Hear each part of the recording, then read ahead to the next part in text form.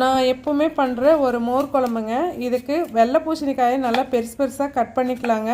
இதுக்கு பதிலாக நம்ம வெண்டைக்காயோ அல்லது கத்திரிக்காயோ நல்லா டீப்பாக ஃப்ரை பண்ணி போட்டிங்கனாலும் நல்லாயிருக்கும். எண்ணெயில் கடுகு தாளிச்சிட்டு ஒரே ஒரு வரமிளகாய், வெங்காயம், இந்த காயும் போட்டு அரை வேக்காடு வேகிற மாதிரி வேக வச்சுக்கலாங்க. அரைக்கிறதுக்கு அரை கப் தேங்காய், 1.5 டீஸ்பூன் ஊற வச்சிருக்கிற துவரம்பருப்பு, காரத்துக்கு ஏற்ற மாதிரி வரமிளகாய், கொஞ்சமாக மல்லி, கொஞ்சமாக சீரகம், கொஞ்சமாக மஞ்சத்தூள், தண்ணி இதெல்லாம் சேர்த்து நல்லா நைஸாக அரைச்சிக்கலாங்க. இந்த காயை நல்லா கிளறி விட்டு கொஞ்சமாக உப்பு போட்டு அதையும் கலக்கி விட்டுட்டு இந்த அரைச்சிருக்கிறத சேர்த்தி ஒரே ஒரு கொதி வந்தால் போதுங்க.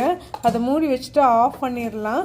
அதுக்கப்புறம் நல்லா ஆறுனதுக்கப்புறமா ஒரு பாதி ஆறுனதுக்கப்புறமா தயிர் நல்லா கலக்கி இதில் சேர்த்தணும். அப்படிங்கும்போது ஒரு சூப்பரான மோர் குழம்பு ரெடி. இது சாப்பாட்டுக்கு ரொம்பவே நல்லாயிருக்கும். நம்ம இது சும்மா சாப்பிட்றதுக்குமே அவ்வளோ டேஸ்ட்டாக இருக்குது. நான் தோசை கூட சர்வ் பண்ணியிருக்கேன். கண்டிப்பாக ட்ரை பண்ணுங்கள். தேங்க்யூ.